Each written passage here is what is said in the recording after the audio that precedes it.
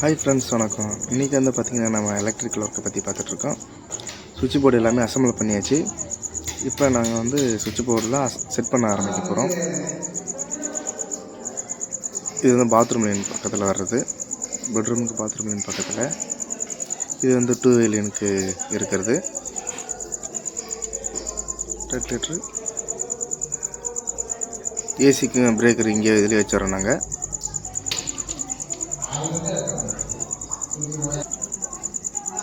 இது இந்த கதவை திறந்தோடனே இருக்கிற 2 இன்னொரு சைடு. இது ரெண்டுமே 12 மாடல் தான் வச்சுருக்கோம். ஏன்னா பெட்ரூமில் ஸ்பாட் லைட் எல்லாமே கேட்டிருந்ததுனால நாங்கள் கொஞ்சம் பெரிய பாக்ஸாக வச்சுருக்கோம்.